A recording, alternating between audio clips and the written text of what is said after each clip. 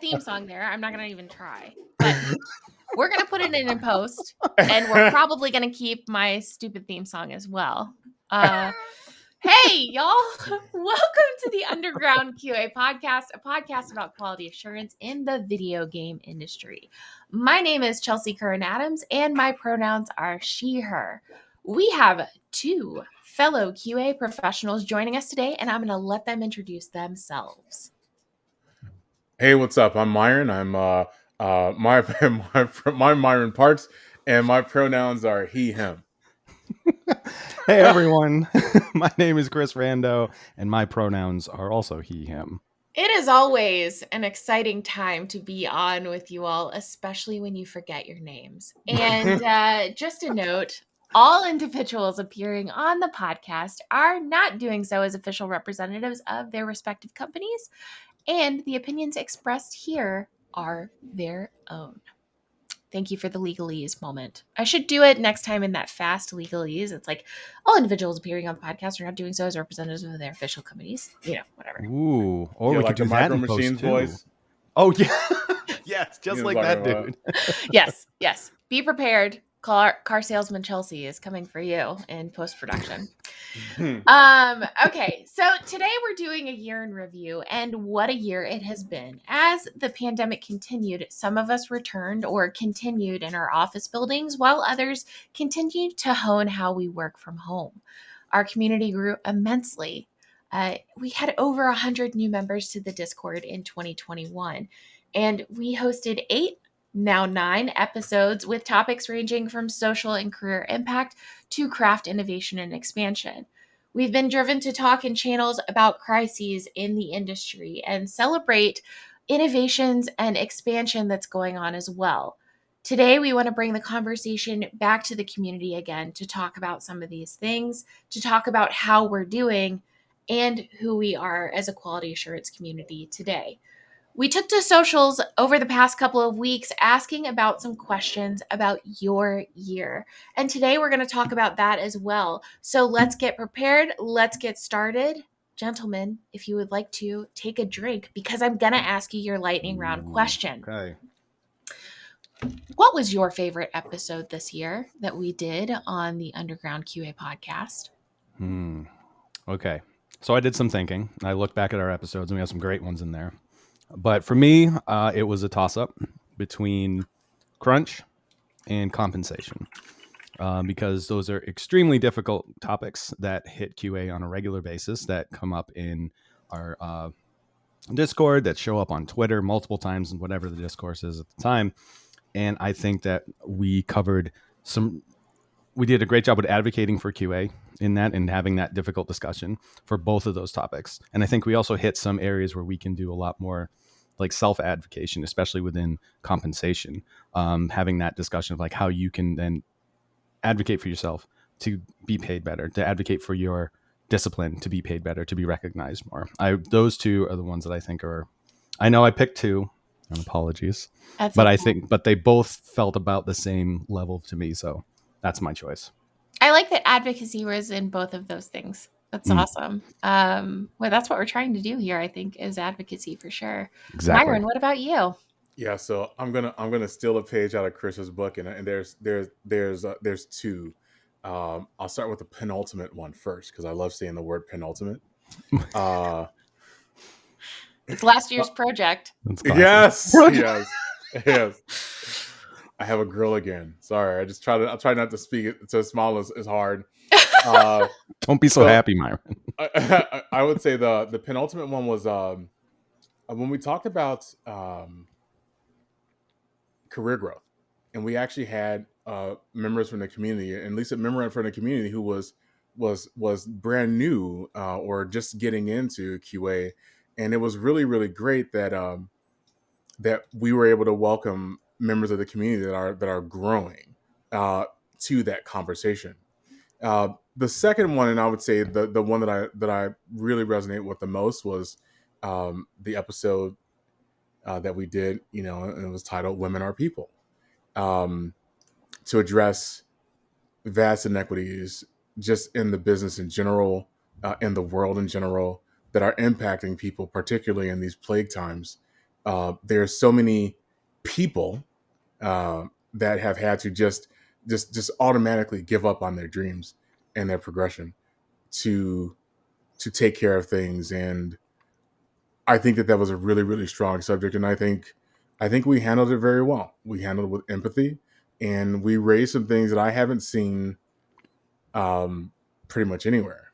So those are my favorites, but the favorite one being Women Are People, episode 6.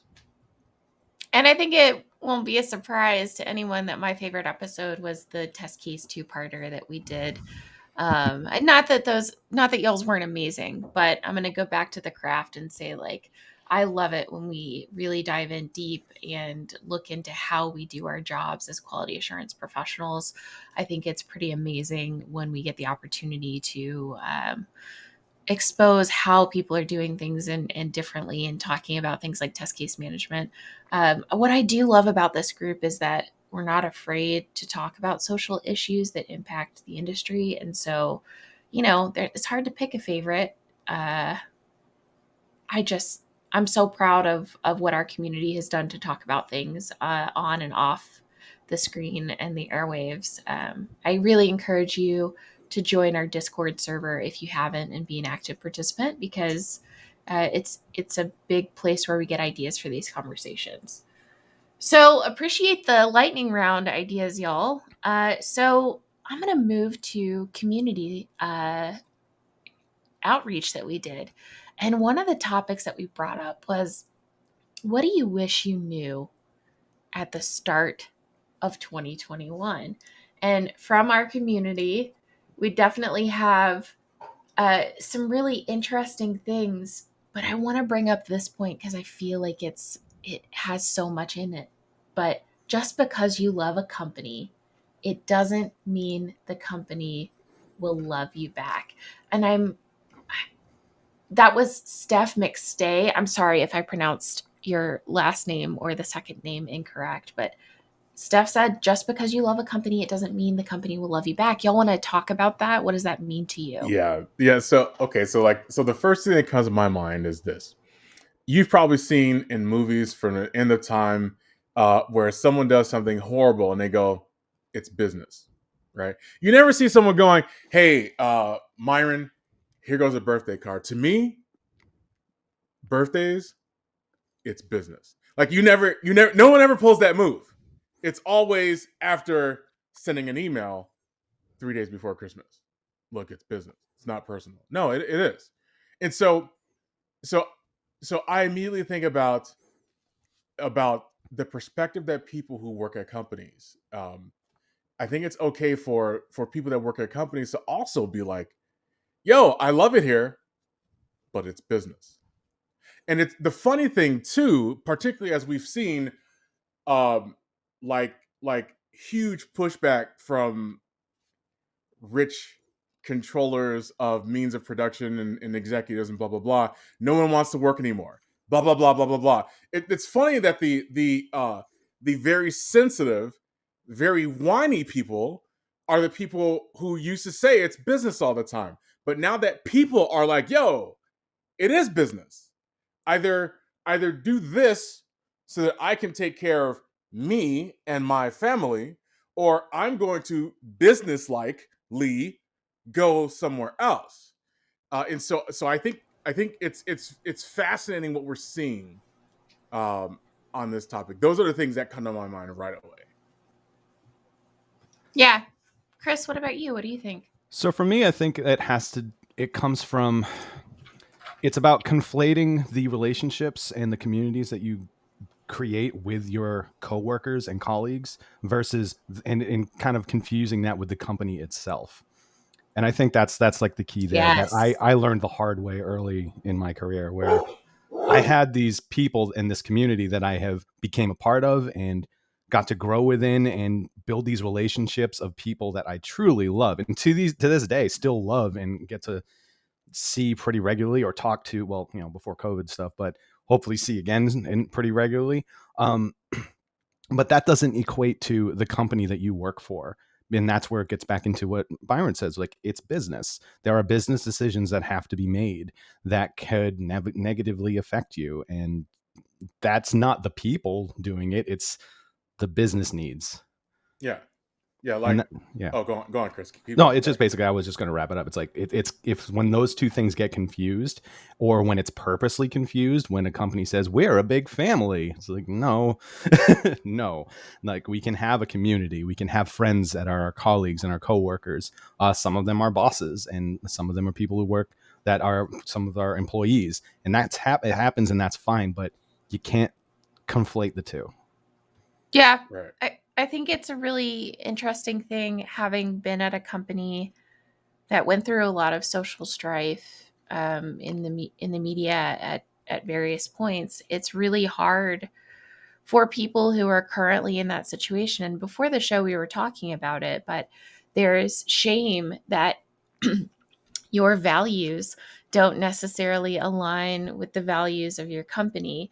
But I think the one strong thing we've got in this industry is a very strong identity of who we are as a general um, brethren and sisterhood of like quality assurance professionals. We generally tend to be very, very united in standing up for one another when there are bad things going on, but also the people that we're with. And you both have said this, that's what matters. And so even when there's shame, there's depression, there's anger, there's hatred going on, we can look to one another and really unite behind the fact that we've got each other's backs. People are actively walking out of companies right now. People are actively choosing to leave, and people are actively choosing to stay to make things better. And having been a person that has stayed to make things better, it's hard.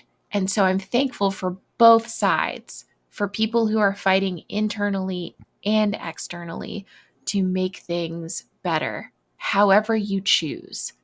And Yeah. if you don't choose, if you choose to say it's just business, that's okay too.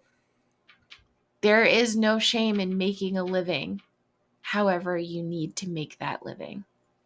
I think that moves on to another point, which is there's been a lot of conversation around compensation this year.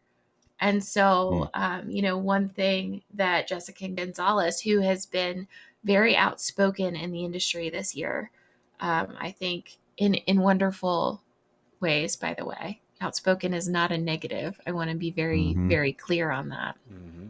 But Jessica said, I wish I knew the game industry pays so low compared to tech for QA. And interestingly, we had a pretty big discussion about this in the Discord channel.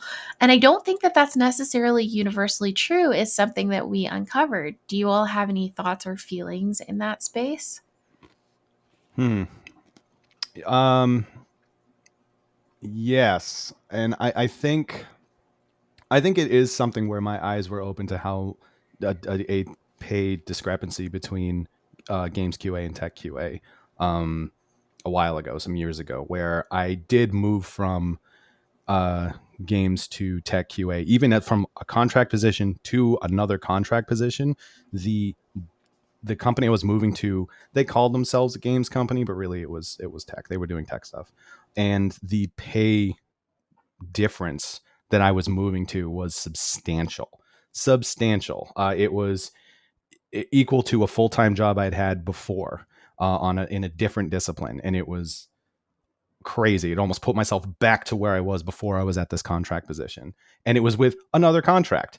And then after that, moving to another place that was also tech, there was a significant difference, like life and quality of life changing difference in pay to do the same job. And often and honestly, it was doing the same job, but it was easier because the pressure wasn't there, the speed wasn't there, the instability and the volatility of the industry just wasn't there. In a way, I was bored because it wasn't as fast and as hectic as games was. So while this company that I was working with thought they were moving fast and they were agile, it felt just this massive, it just felt so slow, because I was used to game industry, which is crazy pants. But yeah, there is a significant pay difference. It was wild, absolutely wild. So I've seen better since then, with companies understanding they do need to compensate their QA. I've seen it at some colleagues definitely say that, hey, they have moved to another game studio and are actually getting paid what they should be paid for, not only just their position and their knowledge, but also the place that they live in. Like, it is really tough to live in a metropolitan area when you're getting paid way under the rest of your colleagues in other disciplines. It is very difficult. Having to have roommates when you're 30 sucks. It's not fun. So Yeah. yeah, it's still there. It's getting better, but I really still feel like it's pretty blatant. I mean, I think you make a good point there, Myron. Chris and Myron, I'll move to you in just a second. But like, I think that the discrepancy personally for me is between different roles and different disciplines within the company. Mm. And that's where I see it being almost a slap in the face. Yeah, Like absolutely. the levels. Yeah. Mhm. Yeah. So Because I think, like, truthfully, I was in software QA before I started in games. And yes, I made a ton more, but it didn't take me long to catch back up and to exceed what I was making in software in games. But when I look at my peers in different disciplines at the same job level or same level of experience, that's where it gets complicated. And that's where I start to feel more conflict. Yeah. there's not as much opportunity. So for example, right, like if you go in entry level as a software coder, like yo, we're not gonna let you touch anything but like Sev 5 bugs for like your first 6 months. We have 2 mentors for you. You have to go to Pluralsight every single day to do this. You have to go through the Unity training, and those are literally your performance metrics for like the first 6 to 12 months, right? That person has like 1,000% more opportunity in that career path than a person coming in quality. Now, I would say that generalizes to software QA because there's a perception that people who code or design or product manage or the controlling function of an organization, they're like the Apple of teams, whereas the QA are like the crackerjack gift of teams. And so right, and so we have to address the elephant in the room, right? I went to art school, and if you've ever been to art school, one of the key challenges that we have is that there's like almost infinite demand. So I was a music major. I went to art school. I went to Columbia College Chicago, and the verb for what we did all day was play. And so the people who pay people, particularly when they think that QA only breaks stuff and QA only simulates players, QA is not a real profession. They just like to play games. And then we can have them competing with people, contract, temporary, college, homeless people, whatever, Yeah. for pizza and Mountain Dew. And so anyone who comes in that path, well, good luck. Yeah. I mean, Mojo and Yona That's both just have like, said that in the chat, Hmm. like those exact sort of things. It's interesting because it's why I'm big about saying that QA doesn't break things. I know y'all have heard me soapbox about this in various forums, but it's really important that we take breaking as a verb out of our vocabulary. Here's why. We are actually reparative, we're restorative, we're healing. It was broken already.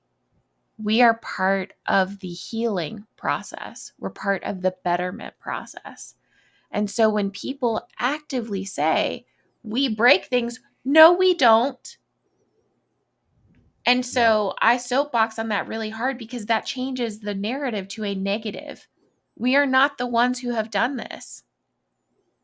We are the ones who are helping you realize. We're the ones helping you understand the risk of what you're doing. It also means that they can't blame us if we didn't break it and find it. Right.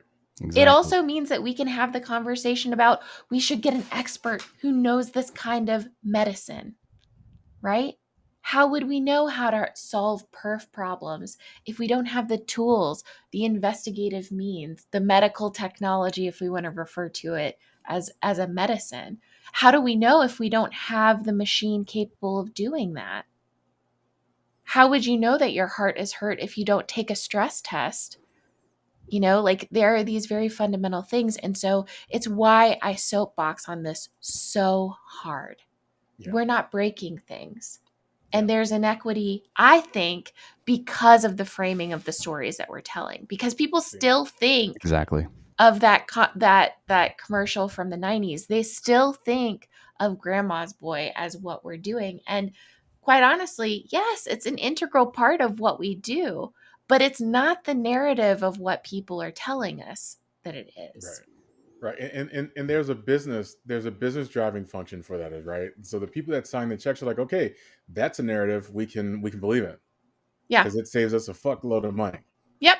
Period. And there's Yeah. like, all right, so until the general strikes start, congrats, by the way, this year, Mm-hmm. in the last number of months, people aren't going to notice. And so, Yeah. but onto like what quality practitioners do, we're empiricists. We're like at the heart of how you inspect and adapt for agile processes. We are adapt to complex working environments. And so even though we all interact directly with the CEO, SVPs, randomly they'll come and ask us, we interact with them all the time when stuff's going down. We're still not seen as uh, at a certain level of importance. And so that empirical process, being able to inspect, being able to create experiment design, being able to make sure that what we're doing is valid, make sure that what we're doing is verified to work as we expected, and making sure that we're reliable. Like crack open any like graduate school level or undergrad school level statistical book, and you'll find that a lot of those skills that we bring to the table typically don't exist anywhere on any of the teams. Yeah. So this is why the CEO comes to visit Chelsea or Chris or Myron. Hey, yo, like everyone's talking out of their ass. Like I see that you're the only one that shows up every single time with data. How does it really look? Yeah. So here's an interesting one that I want to move to that's related, which is Crow Black Dream said companies will always wrongly assume that automation will solve all of their problems and have no plan to ramp up internal QA to being automation engineers or any idea how long it takes to get automation off the ground in meaningful capacity. I have a thought experiment for this. The engineers, we run a project that was never going to launch. Before I came in, I was actually functioning as an enterprise agile coach for that team. And this was in my capacity as a manager of DevOps, QA, and release, but I wasn't touching the actual assets. I was coaching these teams. Context. And we were never going to get there. We logged like 600 bugs in like the previous month that we're supposed to launch in like 2 weeks. And I asked the team, hey, what do y'all think will solve this? And they were like, we need more automation. I said, okay, all right, well, let's do this thought experiment. And I'll get to the thought experiment now. Hashtag Vyvanse. What if we automated every single one of our certification tests and they ran in 1 millisecond? But that solved these problems. Now, they didn't think from a system perspective, and they were like, well, yeah, we'd find them and we'd be able to fix them earlier. I was like, no, you don't have time to fix them. Like, you would have still found 1,000 bugs in that time. And you see, because we have no capacity left, we don't have any time to fix the stuff. And so we take 1,000 hours of capacity to get the thing launched, and we add 600 to it. That 600 doesn't go away. Tests don't resolve coding issues or design issues or business decisions or the wrong product market fit. Tests or the verification that occurs from them doesn't solve journey map issues, not actually knowing what the customer wants, thinking that horse armor is the right thing to do. Tests don't solve that. Yes, Vyvanse. I said hashtag Vyvanse. Hot damn. Oh man. One thing that is I want to throw. I know Chelsea has mentioned this a lot over the last almost 2 years that we've been doing this, about automation not being a supplement for QA, but being a tool that QA uses in order to do our jobs better. And that's what it should be. I remember actually that tech firm that I had worked at when I popped out of games for a minute, they were pushing really hard for automation, and the QA engineers were being prepped to be more on the engineering side than actual QA, because they wanted to just do heavy automation. And we're actually starting to push me into more of a release management role instead of the QA lead, which was not great and didn't feel comfortable. And I tried to chat with the engineering manager about that and say, hey, we really shouldn't be doing this. I mean, yeah, we could use automation on a lot of this stuff, but that should be a tool. We still need people in there hitting stuff manually, especially because part of our product was on mobile. Like, we need that mobile testing. It has to happen like manually. We need to use our outsource for that, and have our internal engineers actually testing it themselves. We can't just run a script and call it a day. And then you're going to be using up all their time just trying to keep up with the scripts instead of actually like doing their job. Yeah, I like to call, so like automation or automated testers or any number of those things, they don't really, I found that particularly the stakeholders. So generally, as an enterprise agile coach in my primary role right now, I generally think about stakeholders and founders and how to get the people who are saying, oh, they play for a living, right? That's the verb. Okay, cool. Minus 20%. Yes. And so I frame it in a way that doesn't allow them to think that it's a commodity thing. I say, all right, so what they're doing is automated regression.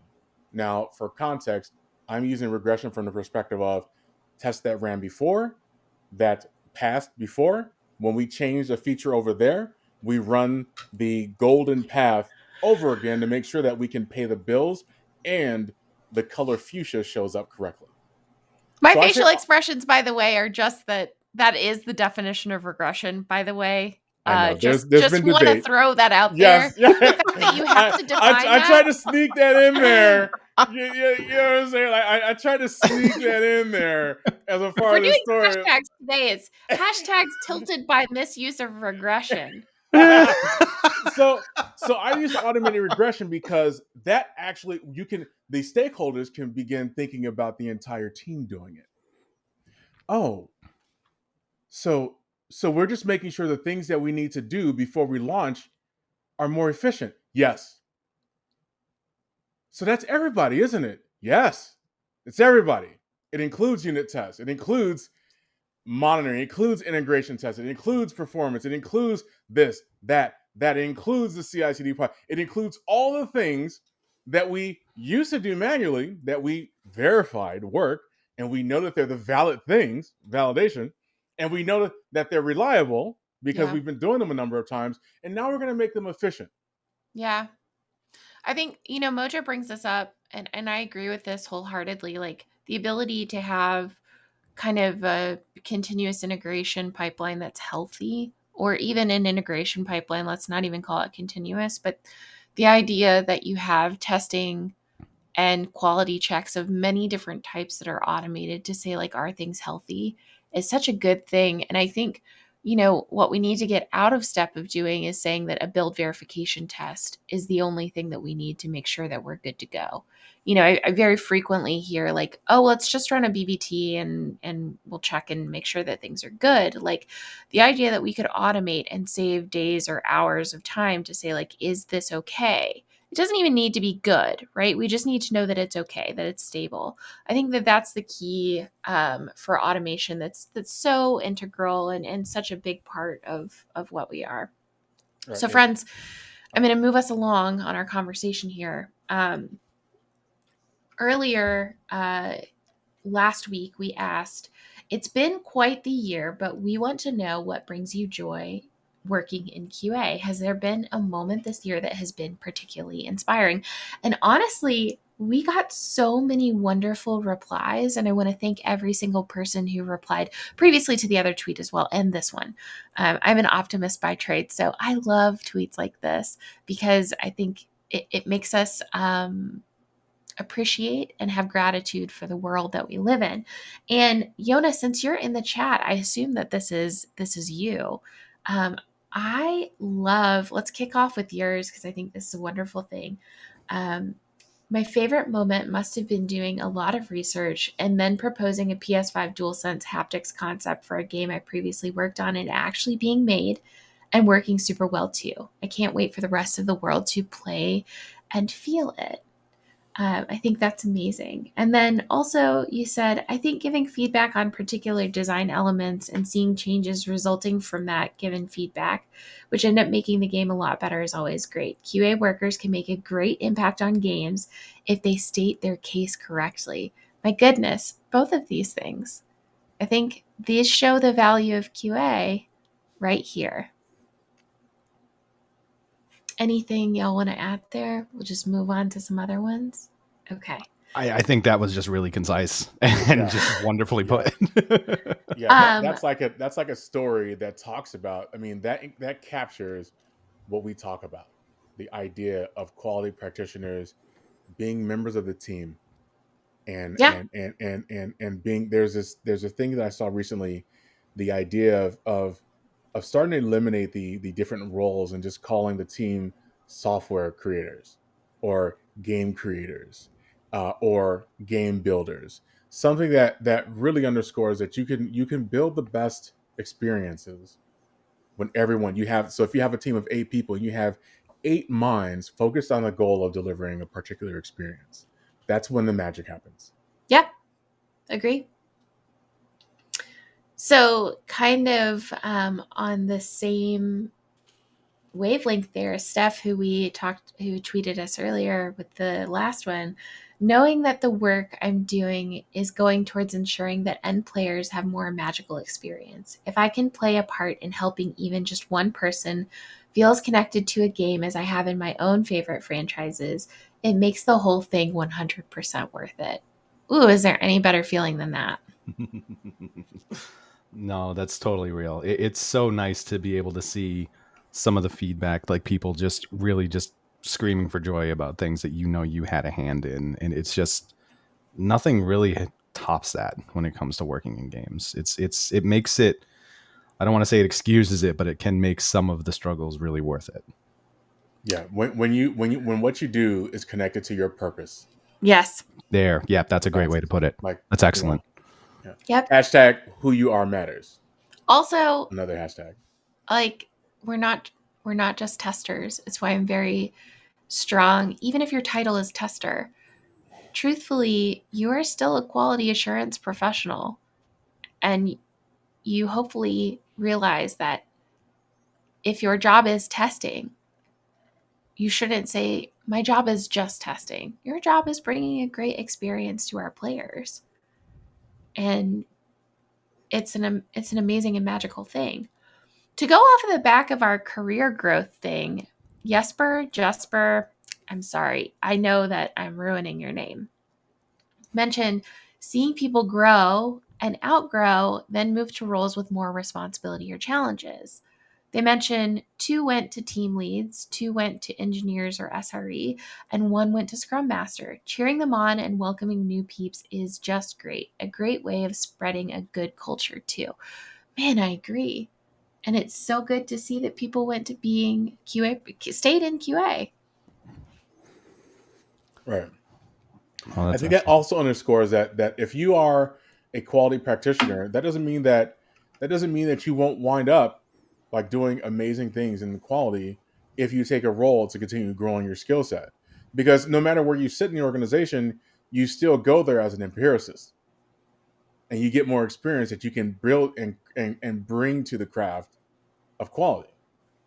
Like seeing multiple different sides helps you to build a product that is more valid, more Yep. verified, Mhm. and more reliable, Yep. and fun too. And fun too. No, exactly. And having just exactly like having that knowledge out into other disciplines means they're going to think of how does this help QA? How can I help QA? And they're also going to be more receptive when QA does come and say, "Hey, I need to talk to you about this issue."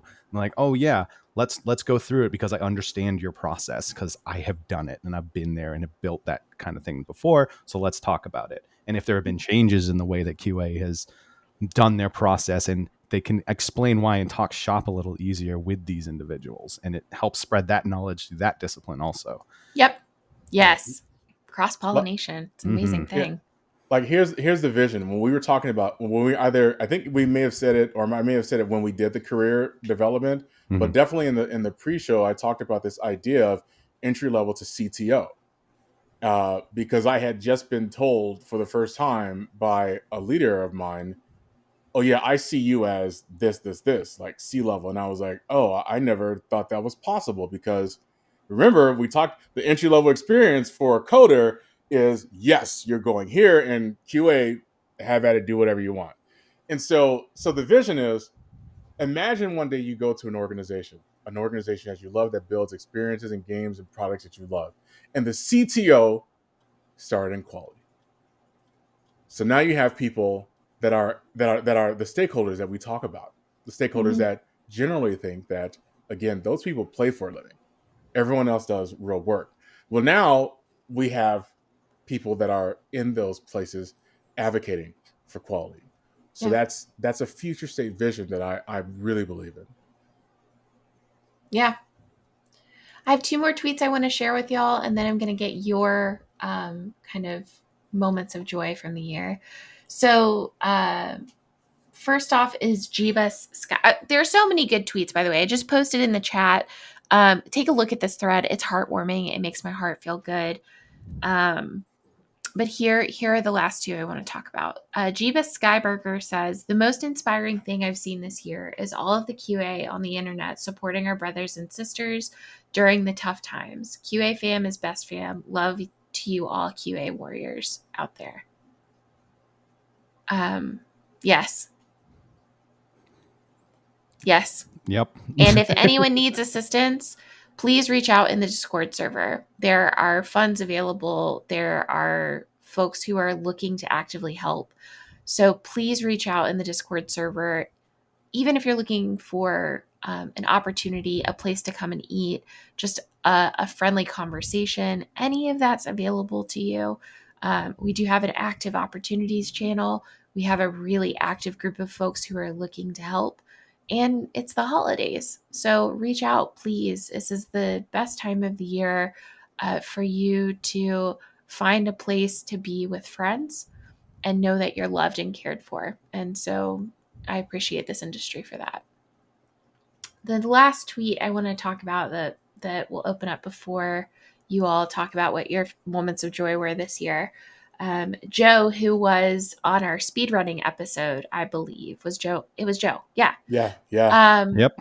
Joe said, the ability to be advocates for fun in the industry, remembering at the end of the day, we're helping to make experiences that help people enrich their lives. We make people happy for a living. How amazing is that?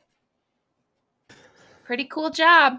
No, it's excellent. That's a It's great gig. fantastic. It's also really refreshing to be able to refocus yourself and your team to that aspect of the job. And it kind of like really just kind of exemplifies that, like, yeah, part of the job, like you had mentioned, Chelsea and Myron, also about like part of our job is playing the game and advocating for the players and doing what we can to make that experience better.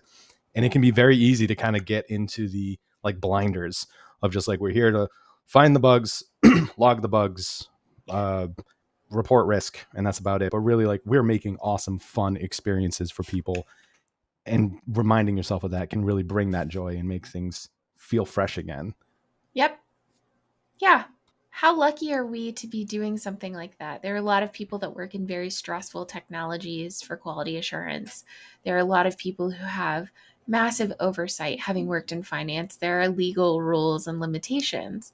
And it's good work, but how lucky are we to be able to make people smile, laugh, get on and share time, be scared, laugh at something so ridiculous. Like, it's great. There's nothing better in the world than making other people happy. Exactly. What was y'all's favorite, like, when you think about joy working in QA, what was your moment this year? For me, what it is that really brought me joy and continues to bring me joy is, so I'm a lead and I have my team of analysts that I work with, and it kind of goes with the fact that, like, I love an underdog story, and QA tends to be the underdog of the industry. Where, like, it's been said in multiple areas, where the unsung heroes. There's actually a tweet of a TikTok that went around recently where someone's doing like the choose your character for each discipline, and under QA they put unsung heroes.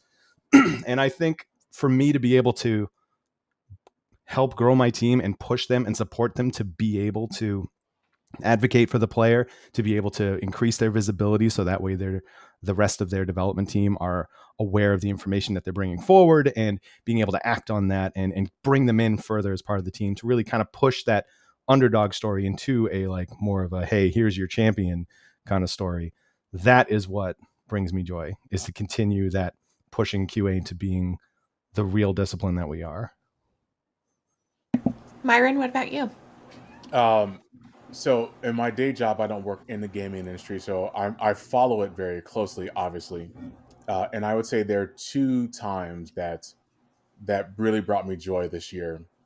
Um, the first was the backlash, and Cyberpunk, I think, came out last year, but the backlash really, like, took off this year, and I think I like that was one of the first times in a very major way that the quality profession, like, started joining up and linking up and saying, no, that was not our fucking fault. Like, we don't do that. We don't exploit time value of money issues and pre-orders. Like, we don't do that.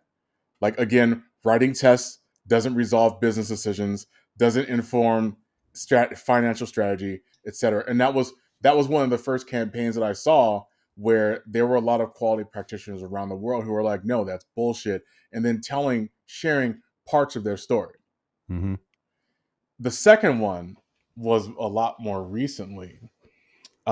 Chelsea and I actually got a chance to speak with Zyba Scott about the game Kind Words. That And was amazing. it was amazing, and the audio broke, so we couldn't publish the show. But Zyba was an absolute sweetheart. So Zyba Scott, if you're watching this, we love you. But True. the cool part of that conversation was even though it was a general conversation, he got into the work, like the actual methods that were being used to validate the community aspect of that game, and some of the ways that verification occurred, particularly when it came to community offenders. And and it really solidified. There's something that Sarah told us a while ago. This aspect of moving to the operations side and the community side is very fascinating, and to see the game designer focus, like, he talked, like, without saying quality, he was talking about quality and relating it directly to the experience in that community. And so if you never played the game Kind Words, um, you will laugh, you will cry, you will feel warm, and you will believe that there is hope in the human species. Yep. And there's a lot of work that goes into it, a lot of quality work. Big Q quality. Big Q. Yep. Like, we didn't even talk about test cases, right? Like, Yeah. Galaxy brain stuff for sure. That's spectacular. Joy for me has been seeing our community, the actual Discord community, come together. Obviously, these podcasts are like a huge piece of joy. I started a new job this year, and I feel very fortunate. I feel like it's been a big year for me personally for my quality identity, and I have folks in this room right now, Chris being one of them, and Myron for sticking by me while I went through a lot of life transition. I have this group of individuals here for challenging me and keeping me on my toes and reminding me to be an advocate as a woman, as a QA person, as a former contract tester, as a lot. There are a lot of different things in a lot of places. And I think what has brought me joy is recognizing that shame is not just a valid feeling, but an empowering feeling. Because whenever you feel shame, you understand where you can make changes. And it's not shame because of what I've done, but shame because of what I haven't done usually. And so, what has brought me joy is that I can evolve as a human and I can evolve in my quality and I can keep doing those things and being, you know, as good as I can be in the moment and learning where I can be even better next time. So I think that Artie agrees. She's like, Mommy, yes, Yes. be better. Absolutely. Yeah. Be a human and learn. Yes. Can I be human now? Wow. Now I just think of like, shoot, Full Metal Alchemist. Too soon? Anyway, always too soon for that meme. Okay. Let's move into the last bit here. We asked folks. I just want to say, like, Chelsea, that was beautifully said, especially Thank you. with wrapping it up with being a human and understanding that we'll make mistakes and learn from them and grow from that. Absolutely. You've heard me say it, Mm-hmm. but as humans, we have human brains. It's true. And we need to use those human brains, right? It's every day is a lesson in how humans should use our human brains. Okay, we got some questions for the panel. And I'm going to tell you, we're not going to be able to answer these here today, likely, but we'll be able to talk about them. So we're just going to do a couple. Yona, since you're here in the chat room and you tweeted us, I'm gonna at you here in live chat and say, here's your question. What is your preferred size member count of a QA department, both in terms of a single project as well as in a larger scale in-house QA team of publisher or multi-project studios? Can it be too big or too small? What do you think about hiring an external QA firm in comparison to having a dedicated team in-house? And how do you think the difference affects the overall production? Are there any drawbacks or benefits from one over the other? That's a great and huge question. Yeah, amazing series of questions there. Feelings, thoughts? Yes, I have some thoughts about this. I apologize if there's so much laughter at this number, but it's an Oh inside Lord. joke. And so I'll start with saying it depends, but also 44%. And what I mean by that is, I'm dying over here. And so for example, if you have a team of people that are working on an experience that you're trying to get to market, and there's 100 hours of work to design, to define, to discover, to implement, and build that feature. If it takes 100 hours or 100 acorns or 100 rupees or 100 bells, however you're abstracting that, 100 of those things, it is very effective to make sure that there are 44 hours or acorns or bells worth of time capacity that are being used to verify, validate, and make that experience reliable and fun. And so in that way, you can scale your teams through an organization. And to the question, how do you know, like is it too big or is it too small? Particularly when talking with founders and executives, when I connect the amount of work that's being done and tell the story that you wouldn't just put the Sears Tower or the Wilson Tower up and just trust the contractors. You would send a team in to validate and verify and make sure that the components and the constituents of that build are reliable before you release it. And that's an iterative process. Like you do that every single year. You do that every single quarter. It's not something that's left. Like you can't just have a team do it once and then they leave. If the code needs to be maintained, if the designs need to be maintained, the validity, the validity, the reliability, and the verification and the fun needs to be a continuous process as well. And so that's why I say 44% of the capacity to build it all and get to feature complete should be added to make sure that the entire team is doing automated regression, is doing manual, is doing exploratory, is doing user testing, is doing alpha, is doing beta, is doing early access, is doing all of these things, is doing influencer, is doing blah, blah, blah. And so the size of the work that you're doing dictates the size of that team. Chris, thoughts? Oh man, the only thing I could really say is that yes, a team can be too small. It can absolutely be too small. I have been in that situation twice, and it was the worst. It was the worst. It was extremely stressful, and trying to fight for resources in order to support me was just like yelling at a stone wall. And I had to do multiple projects alone. My favorite one that I like to talk about and go back to is shipping a multiplayer VR karaoke game as the only QA there on the project, having to like do the exit pass on that by myself. I bet you had a lot of conversations with the CEO. I did not. No, I absolutely let my project manager know that this was a big pile of crap. It was bad. It was bad. There's a lot more to it, but that is what the end scenario was I was the one who was doing it, and it sucked. So yes, your team can absolutely be too small. And I think Myron's response is a little more, talks into like more the math and nitty gritty and understanding the larger whole, but I've definitely been on the too small and it sucks.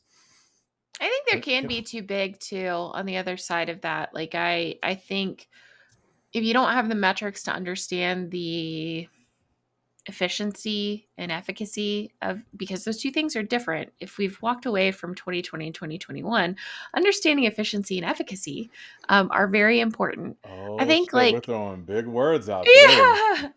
I think like knowing how many defects that your test team is finding and then how many defects your quality assurance team is preventing can be a good understanding of what we're doing. And if those numbers don't align well with what you want, then you have to change it. And I think this is where we speak to the balance of in-house versus external. This is where we speak to the balance of contract versus full-time. Because here's the thing. In-house, full-time, we can career manage. We can grow. We can get certifications for easily. We can sit down and say, where do you want to grow to? And we can say, let's work towards you becoming the engineer, analyst, architect of your dreams. Externally, we rely on someone else to do that. So to be very clear, when you use an external quality house, you're allowing them to do career development and you hope that they're doing it, but you don't know that they're doing it. Okay, so let's talk internal contractor. Can't do career development, but we can instill a culture of quality.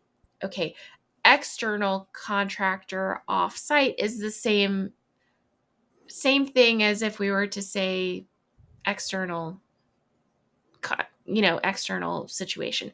So I think everything is worthy and valuable. It's how much you need to impact the career development and the growth of the team that you're working with. And so, can you have too big of a team? Yes, especially if they're all built in the same way. Imagine you're playing an RPG where you've got stats. If everybody's built in the same way and you have too many players or too many members of your team that all have the same stats, not good. If you diversify, you'll probably beat the boss battle way more. Better situation. And so, we need to be conscious of diversity of skills. We need to be conscious of diversity of mindset, diversity of personhood, and we also need to employ and build our teams in that regard as well. So that's my advice there. 2 rules of thumb I like to throw out. So first one is a previous topic. So I said 44%. That's the ratio that I've used to success in like super challenging environments. But the ceiling and the floor. The floor has been proven to be about 30%. So you can get away with 30% of capacity added to make sure that the efficiency, efficacy, reliability, validity, and verification is being done and fun is being done. 30% is about the floor. You can go up to about 60%. So choose wisely, particularly if you're building a team. But 60%, above 60%, it's been shown that there's no marginal value that's being added for the additional capacity. On to bringing in an external team. There are 2 rules of thumbs, particularly when you're talking to your stakeholders. You're not going to save money. And 2, you're not going to get it done faster.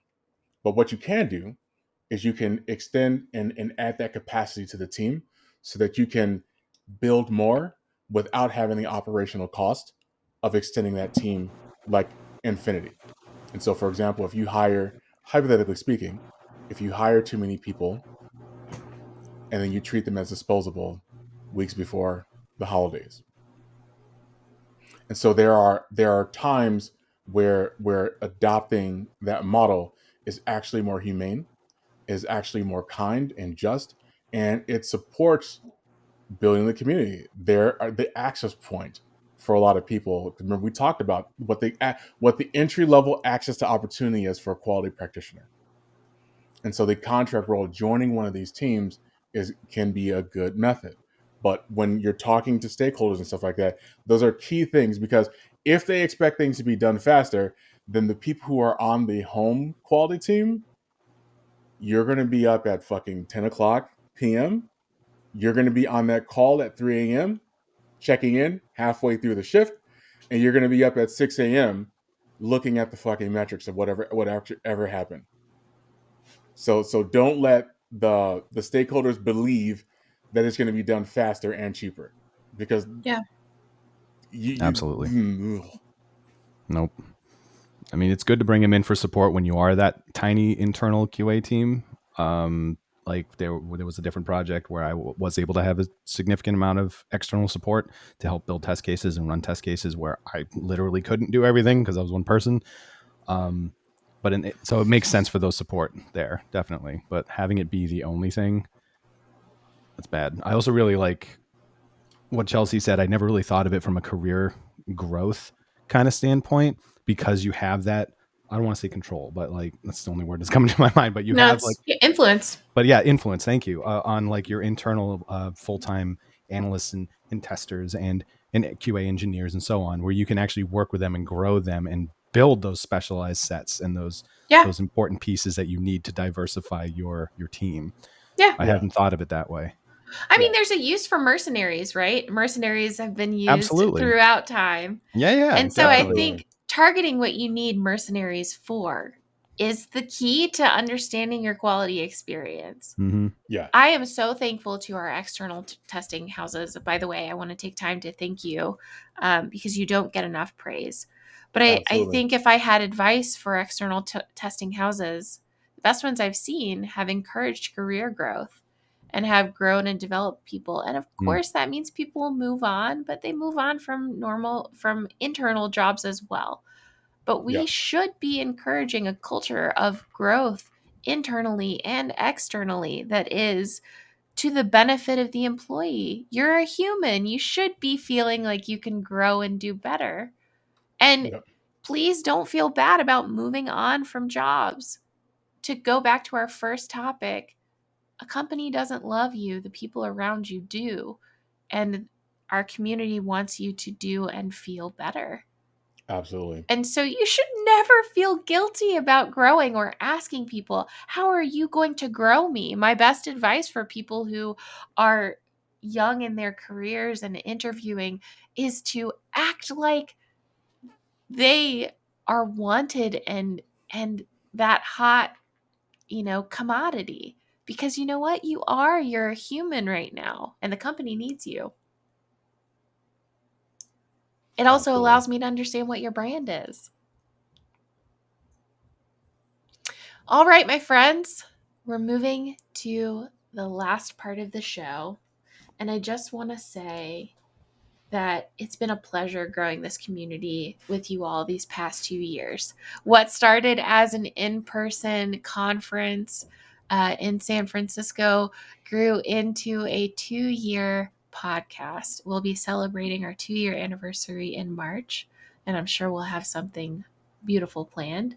And while we never started out to make this podcast, we couldn't have been blessed by a better community and COVID silver lining than to grow the largest quality assurance professionals in the game industry community that exists. This is it. This is the biggest one. You're a part of it. You're here with us. You're having the conversation today. Don't forget to check out our socials. Don't forget to check out the Discord server. We're here to answer any questions that you have about how to get involved. We'd love for you to volunteer.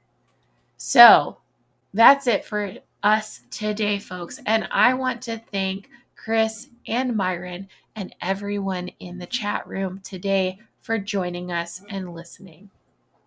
It wouldn't be a podcast without you, and it wouldn't be a good conversation at all. So if you have any suggestions for future topics or bugs of the day, which we didn't have one today, I promise we'll get to one, but that's on me. That was my bad timing. So for bugs of the day for next time, we'd love to hear them. If you're a QA professional and you want to be on the podcast, or not a QA professional, if you just want to join us on the podcast and talk, you're an avid game player, you want to get in the industry, you're a designer, an artist, an engineer, you're in software QA, you're in anything, we want to hear from you. We want you to be on the podcast, and we'd love to have you. We'll have a great conversation, I promise. In either case, please contact us at Underground Game QA Conf. Notice that conf is because we are once a conference and not a podcast. We should probably change our email at some point in time. undergroundgameqaconf@gmail.com. That's Underground Gabe QACONF as in Frank @gmail.com, or reach out to us on Twitter at Underground QA, because we want to hear from you and we want to collaborate. So before we go, my friends, my guests, I would love to ask you, what do you want to plug today? We are still in a pandemic. Please wear your mask. If you're able to, please get boosted. And please be safe over the holiday season, because we want to be able to see all of you and have you join our Discord server and be able to possibly be a guest on our podcast in 2022. Myron, do you have a plug today? Yes. Okay. I'm looking. Okay, sorry. My plug. I'm ready. We got it. I'd like to plug the book, "What We Don't Talk About When We Talk About Fat," by Aubrey Gordon. I recently went through weight loss surgery, and I was going to do this 4 years ago, and then I was going to do it, and I wasn't ready. Then I was going to do it a month ago, and I was not ready. And I did it last week, and I was ready. And if you are in the category as me, someone who has whose body has been wrecked by dieting, this book is going to be good for you to check out. If you have the research subclass skill, if you happen to go to a research university or spend some time in grad school, check out the NIH research on dietitians and nutritionists as well. That's plug number 2. It's fascinating. So those are my plugs. Today, I'm going to plug 2 things. One, Brutal Bohemian. I'm wearing this sweatshirt. This is my friend Zach Bender. He used to be in the game industry. He made his own clothing brand. He just put out these hoodies. They're extremely comfortable. I'm not sponsored or anything like that, but if you want to help someone who's doing good for the world, this is a man who's doing good things for the world. He's got some really cool clothes. He's got a great Twitch presence. His Twitch streams are really good. He does them twice a week, and he's a personal friend. He does murals. He's amazing. So that's my first plug. My second plug is for you. Please take some time, whether you have time off for the holidays or not, whether you celebrate the holidays or not, please make sure that you're taking time for yourself. That means time off. That means time away. That means time rejuvenating and recharging, whatever that is for you, whether it's outside or in front of a computer screen. Know that you're loved, valued, cherished by even these three humans that are here today. I can say it without abandon, that you are loved, you are cared for, and we are here for you as a community. And to my lovely co-hosts, I love them very much. Normalize saying I love you to people that you care for. I love you is not a word that can only be exchanged by you and your partner or you and your parents. People should know that you love them. And I, for one, know that I love you and cherish you as a community. Share that love without abandon and without worry, and know that it's the thing that keeps us all going and committed to one another, keeping each other healthy. We hope that we'll be able to bring you a physical presence at some point in the future. Stay tuned. I don't know that it'll be 2022 anymore, but we'll keep you in tune with what's going on. We look forward to bringing you more amazing programming in the coming year. Please stay safe and Happy New Year. Take care, everybody. Take care, Wash everybody. your hands, my friends. Wash Yes. your hands. Keep playing, keep Yes. testing, and keep washing your hands. Thanks for joining us. Take care, friends.